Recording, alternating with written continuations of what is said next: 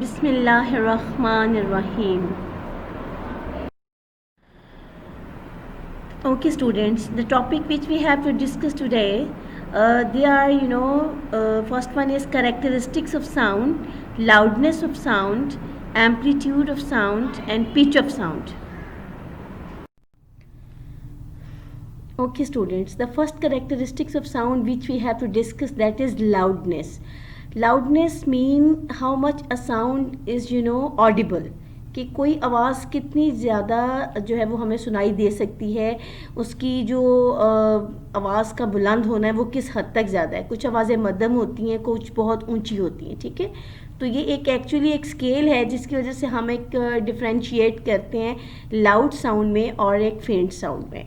So what is the proper definition? Loudness is that characteristics of sound by which a loud and a faint sound can be distinguished. Okay, students, now we have to see those factors on which loudness depends.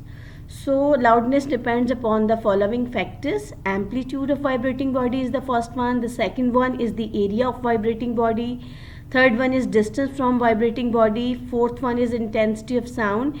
And loudness of sound also depends upon the physical condition of the ear. For example, if a person is normal and his ears are working properly, so he or she can listen a loud sound. But if a person's ears are defective, so he or she cannot listen even a loud sound properly. सो ये amplitude, area और distance और intensity, ये सब सारे factor है ना बेटा, ये डिपेंड करते हैं, यानी लाउडनेस इन पर डिपेंड करती है. ये बेसिकली अफेक्ट करते हैं लाउडनेस को. ठीक है, so the first factor is amplitude. What is the relation between amplitude and loudness? The maximum displacement of a vibrating body from its mean position is called its amplitude. And you have discussed amplitude in detail when we were discussing previous unit of simple harmonic motion, in which we have discussed amplitude in detail. So what is the relation of amplitude with loudness? Larger the amplitude, more will be loudness. जितना किसी surface का amplitude ज़्यादा होगा उतनी उसकी loudness ज़्यादा होगी. बेटा फिगर में आप डिफरेंट टाइप्स ऑफ ड्रम देख रहे हैं. ठीक है, आप देखिए जिसका जो एम्पलीट्यूड ज़्यादा है, मतलब जिस एरिया में वाइब्रेशन जितनी ज़्यादा होती हैं उस लिहाज से उसकी जो लाउडनेस है वो ज़्यादा होगी. समझ आ रही है मेरी बात? इसी तरह ट्यूनिंग फोक में देखें, फिगर में आप देख सकते हैं कि वाइब्रेशंस की जो एम्पलीट्यूड है वो ज़्यादा है. ठीक है, इस वजह से वो लाउड साउंड जो है वो प्रोड्यूस करता है. ठीक है, the second factor for loudness is the area of the vibrating body. So बेटा याद रखना है, अगर वाइब्रेटिंग बॉडी जिसमें वाइब्रेशंस प्रोड्यूस हो रही हैं, आपको पढ़ा है ना कि sound is a form of energy, it is produced by vibration. So इसके अंदर आपने बेटा ये देखना है कि अगर तो वाइब्रेटिंग बॉडी का एरिया ज़्यादा होगा, ठीक है, तो उसके अंदर लाउड साउंड प्रोड्यूस होगी. अगर वाइब्रेटिंग एरिया जो बॉडी है उसका एरिया कम है तो उसके अंदर कम लाउडनेस प्रोड्यूस होगी. ये फिर फिगर में देखिए दो तरह के ड्रम हैं, एक का एरिया ज़्यादा है, दूसरे का एरिया कम है. तो जो लार्ज एरिया वाला ड्रम है it will have more loudness as compare to the drum which has less area. So the loudness of the sound depends upon the area of the vibrating body. For example, sound produced by a large drum is louder than that by a small one because of its large vibrating area. So we can conclude that the loudness increases with the area of the vibrating body. इसका मतलब है कि area और loudness का जो relation है वो direct relation है. ठीक है, ओके जी. Third factor is the distance from the vibrating body. So बेटा ये तो आपने बहुत अच्छी तरह से ऑब्ज़र्व किया होगा कि अगर कहीं से कोई साउंड प्रोड्यूस हो रही है और अगर हमारा डिस्टेंस उस बॉडी से जो कि साउंड प्रोड्यूस कर रहा है, जो वाइब्रेट हो रहा है, उससे ज़्यादा है तो हमें कम जो है वो आवाज़ सुनाई देती है, यानी लाउडनेस जो है वो कम होती है. और अगर हम उसके बिल्कुल पास हैं तो हमें जो है ना एक लाउड साउंड सुनाई देती है, ऊंची आवाज़ सुनाई देती है. वो एक बड़ा कॉमन प्रोवर्ब है ना कि दूर के ढोल सुहाने.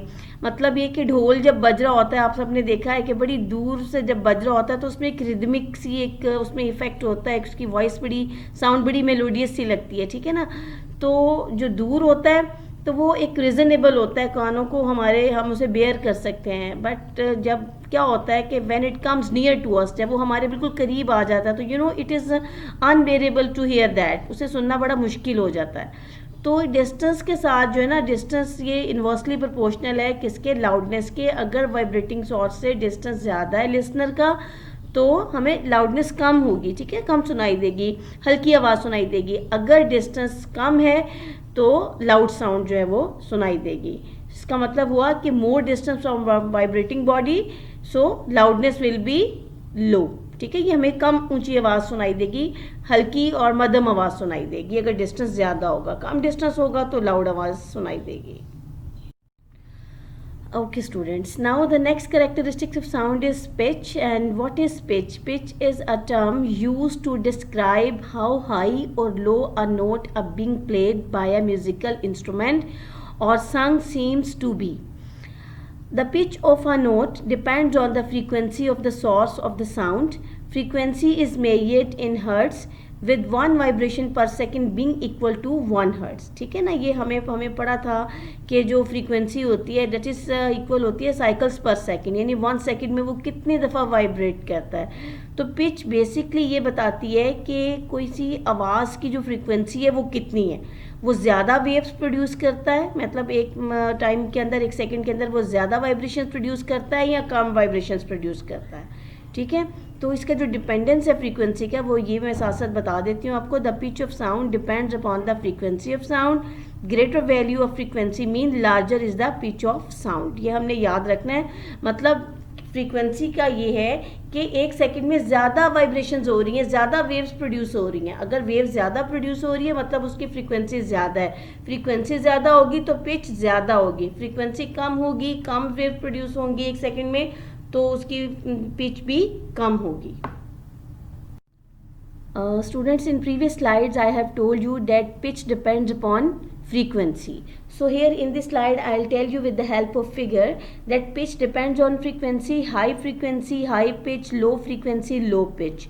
In figure you can see that in figure number 1 high frequency is there, ठीक है ना। आप देख सकते हैं कि एक सेकंड के अंदर नंबर ऑफ वेव जो हैं वो ज़्यादा प्रोड्यूस हो रही हैं, ठीक है। जबकि सेकंड फिगर में आपको पता चल रहा है कि कम वेव्स प्रोड्यूस हो रही हैं। तो फर्स्ट जो फिगर है उसके अंदर हाई फ्रीक्वेंसी है, उसकी पिच ज़्यादा होगी। सेकंड फिगर में कम वेव्स हैं तो उसकी फ्रीक्वेंसी कम होगी, तो उसकी जो साउंड है उसकी पिच भी कम होगी, ठीक है। सो इसकी एग्जांपल हम देखते हैं कि ladies voice and children voice is shrill due to high frequency, यानी औरतों और बच्चों की आवाज़ श्रिल होती है, बारीक होती है। क्यों? क्योंकि उनकी फ्रीक्वेंसी ज़्यादा होती है, वो एक सेकंड के अंदर ज़्यादा वेव्स प्रोड्यूस करते हैं, इसलिए उनकी पिच ज़्यादा होती है। जबकि जो मेंस वॉइस होती है वो ग्रेव होती है, क्योंकि वो एक सेकंड में कम वेव प्रोड्यूस करते हैं, उनकी फ्रीक्वेंसी कम होती है और उनकी जो पिच है वो भी कम होती है। तो हमने ये देखा है यहाँ पे कि पिच क्या होती है, बेसिकली वो डिफ्रेंशिएट करती है between a shrill and a grave sound, ठीक है। और ये डिपेंड करती है फ्रीक्वेंसी पे। याद रखना है कि जो फ्रीक्वेंसी ज़्यादा होगी तो पिच ज़्यादा होगी, फ्रीक्वेंसी कम होगी तो पिच भी कम। Okay students, now there is one question from the exercise related to the topic of pitch, and the question is, what is the difference between pitch and frequency? Describe their relation graphically. So ये related है उस topic के साथ, इसलिए यहाँ पे मैंने इसको ऐड किया है। इसका आंसर है कि frequency and pitch describe the same thing basically, but from different point of views. While frequency measures the cycles rate of the physical wave form, यानी वो जो वेव फॉर्म अभी पीछे फिगर में आपने देखा ना, वो जो क्रस्ट एंड ट्रफ वाली फिगर है उसको कहते हैं हम वेव फॉर्म। तो जो फ्रीक्वेंसी होती है वो मेजर्स करती है cycles rate of the physical wave form. Pitch is how high और low it sounds when you hear it, जबकि पिच हमें वही बताती है कि कोई आवाज़ कितनी ऊंची है या कितनी आहिस्ता है। ओके स्टूडेंट्स, फर्दर हम इसमें देखेंगे, इसको पहले भी हम देख चुके हैं, तो उसको फिर दोबारा मैं इसके आंसर के लिए आपको दोबारा बताती हूँ।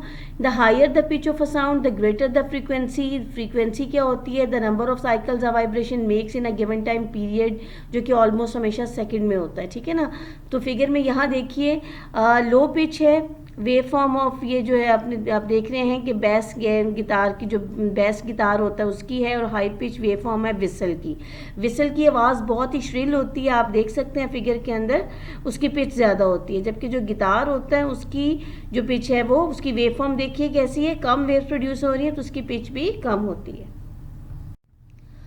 Okay students, next there is one more question related with the pitch. If the pitch of sound is increased, what are the changes in the following? कहते हैं अगर पिच बढ़ा दी जाए तो फ्रीक्वेंसी में क्या फ़र्क पड़ेगा, वेवलेंथ में क्या इफ़ेक्ट होगा, वेव वेलोसिटी कैसे से जो है इफ़ेक्ट होगी, और एम्पलीट्यूड ऑफ वेव पे क्या असर आएगा अगर हम पिच को इंक्रीज़ करेंगे। ओके स्टूडेंट्स, ये पिच के चेंज होने से, पिच के बढ़ाने से जो उसके फैक्टर्स हैं उन पे क्या असर आएगा, उसका आंसर है कि एज द फ्रीक्वेंसी यानी pitch increases the wavelength becomes shorter according to the universal wave equation V is equals to F lambda. यानी हमारे पास जो वेवलेंथ है, अगर हम क्या करेंगे, पिच बढ़ाएंगे, पिच कैसे बढ़ेगी, जब फ्रीक्वेंसी बढ़ेगी। फ्रीक्वेंसी कैसे बढ़ेगी, जब नंबर ऑफ वेव्स एक सेकंड में ज़्यादा पास होंगी। तो नंबर ऑफ वेव्स कैसे ज़्यादा पास होंगी, जब उनकी वेवलेंथ कम होगी, ठीक है। तो वेवलेंथ कम होगी, इसका मतलब है इस सारे प्रोसेस को आप रिपीट कीजिए। मैं दोबारा से बताती हूँ। वो कहते हैं अगर पिच बढ़ा दें, पिच बढ़ाने का मतलब है कि फ्रीक्वेंसी इंक्रीज़ कर दी। फ्रीक्वेंसी इंक्रीज़ करने का मतलब है कि उसकी जो ज़्यादा वेव्स हैं वो पास हो रही है। तो ज़्यादा वेव्स कैसे पास होंगी, जब उनका साइज़ कम होगा। तो इसका मतलब है वेवलेंथ जो है वो स्मॉल हो जाएगी, शॉर्ट हो जाएगी, ठीक है। तो ये आपने याद रखना है कि फ्रीक्वेंसी जब हम बढ़ाएंगे तो उसके लिए हमें पिच बढ़ानी पड़ेगी, और पिच बढ़ाने के लिए हमें वेवलेंथ शॉर्ट करनी पड़ेगी, ठीक है। ओके जी, स्पीड पे क्या इफेक्ट आता है पिच के चेंज होने से, the speed of the wave will not change, यानी वो चेंज नहीं होगी, as it is dependent only on the properties of the medium through which the wave is travelling.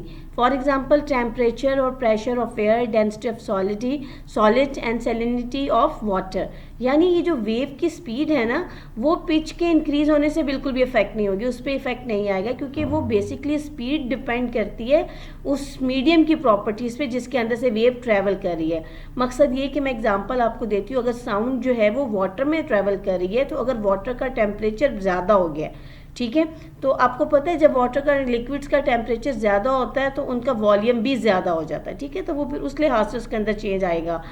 और अगर एयर में ट्रेवल कर रही है साउंड, तो फिर उसके डिपेंड करता है कि प्रेशर, अगर एयर का प्रेशर ज़्यादा होगा तो फिर क्या होगा, उसकी जो एयर के मॉलिक्यूल्स हैं वो बिल्कुल ज़्यादा तेज़ी से वो कोलाइड भी करेंगे और मूव भी करेंगे, ठीक है ना।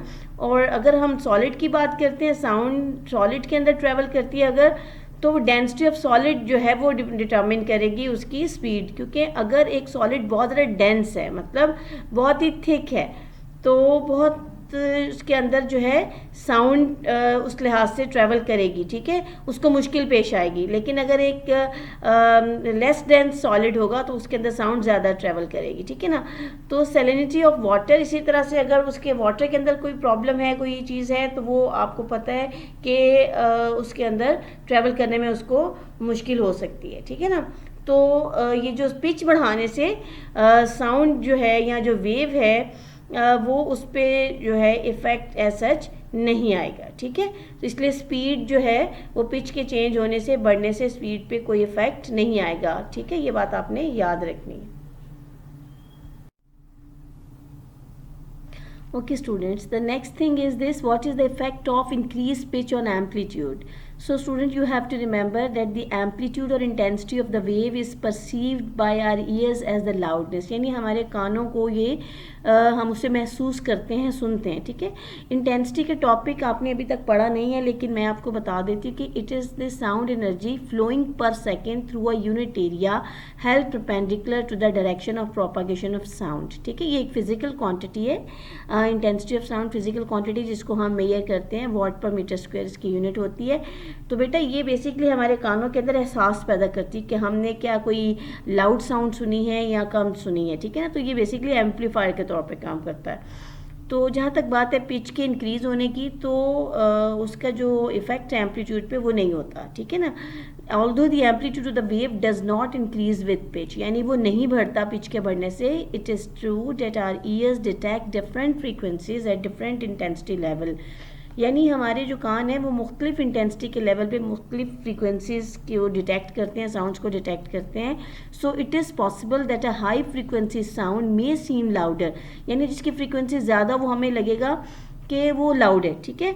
और ये भी हो सकता है कि low frequency sound of the same amplitude, यानी ये हो सकता है कि दो साउंड्स हो जिनमें से एम्पलीट्यूड सेम हो दोनों का, ठीक है, दोनों का एम्पलीट्यूड सेम हो. फिर आप एम्पलीट्यूड को रिवाइज कर देती हूँ, distance from mean position to the extreme position, याद है ना वाइब्रेशन में. तो ये हो सकता है कि दो साउंड्स हो जिनके एम्पलीट्यूड सेम हो लेकिन एक की फ्रीक्वेंसी ज़्यादा हो एक की फ्रीक्वेंसी कम हो, तो हमें ये लगेगा कि सेम एम्पलीट्यूड वाली साउंड्स के अंदर जिसकी फ्रीक्वेंसी ज़्यादा होगी वो हमें लाउड लगेगी और जिसकी फ्रीक्वेंसी कम होगी वो हमें लो लगेगी. अदरवाइज़ अगर आप कहें कि एम्पलीट्यूड चेंज हो जाए या बढ़ जाए या कम हो जाए पिच के बढ़ने या कम होने से, तो वैसा नहीं होता, amplitude remain same. Okay, students, now we have to take a review of the topics which we have discussed in this, lecture. We have discussed characteristics of sound. So we have discussed first characteristics, that is loudness, and loudness depends upon some factors which were, amplitude of the vibrating body, area of the vibrating body, distance from the vibrating body, and physical condition of the ear as well. And then we have discussed second characteristic of sound, which was pitch, and it was that characteristic which differentiate between a shrill and a grave sound. Okay students, now it's the time to say to you people goodbye, but before that I want to tell you that you have to listen these lectures again and again so that you can understand each and everything. If you have any problem in understanding of any concept, then you can ask in comment section. You have to take care of yourself, you have to focus on your studies, I always tell you, because this is a crucial time and we have to survive in this. We have to improve our skills as well. So stay at home, stay blessed, do your work properly. Allah Hafiz and Jazakallah.